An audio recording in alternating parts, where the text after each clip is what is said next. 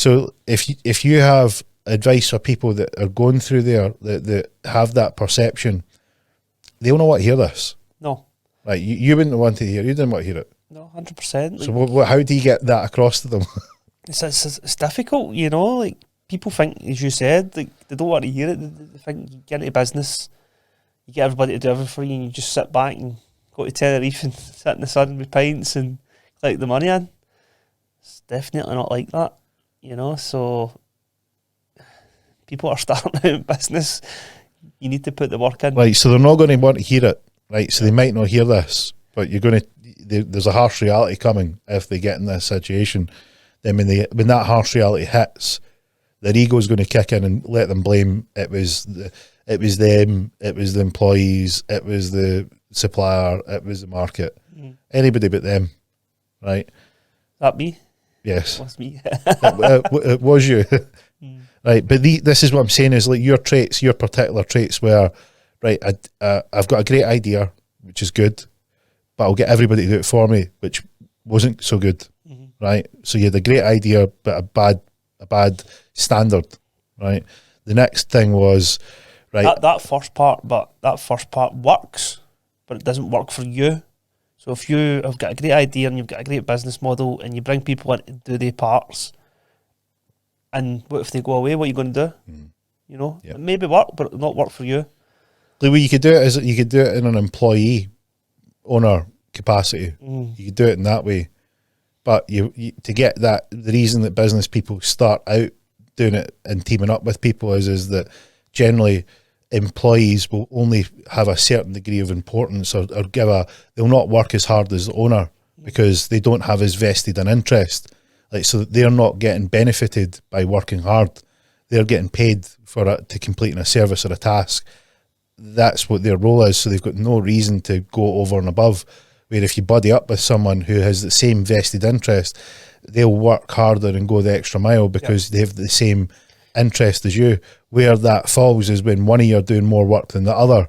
That's when that dynamic falls apart because people get very, very pissed off if they're doing more of the work or doing the lion's share of the work, and then someone else is just living the Gallus lifestyle. Yeah, that's where you get disconnect. that's where the disconnect happens, and that's difficult because the trap is, right, if you do well and you team up with someone and you really start to get motoring, then you're going to get success, you're going to have money, you're going to have the desires that if you think I've made it, well, we can enjoy it. We put on the hard work, so let's enjoy it, right? And then if your mode is, well, I just get people to do things for me and I can go and enjoy myself. Now that's really pulling that dynamic of, right, you do the work and I'll go and do X, Y, Z. And this is where you get the tension and why partnerships break up. It's one of the main reasons, not them all, but the thing that we bring back to is that a lot of people will end up in that situation but not understand it's them. Goes back to standards as well, something that you touch on a lot. Like, see if you are that person who I used to be and just pass it on to everybody, what are they going to think about you? Like, see if you're a top businessman and you're game and you know everything and you're telling people what to do and you're maybe bringing people in and saying, like, this is what I've done, instead of going, listen, I've got this idea, I want you to go and do that. They're like, fuck you, you know what I mean? Yeah. So it's all about how people see you as a person and a business person as well. Because if you're just that lazy guy is sitting back and going to Spain twice a month and just passing all the work to everybody else, they're going to get pissed off, you know? So it's not all about just you, it's about how other people look at you as well, I think. Here's a question for you. Like, you ask me all the time, like, why do you still do this? Mm-hmm. Like, why do you ask that question? Like, what makes you ask that? What do I do that makes you question it?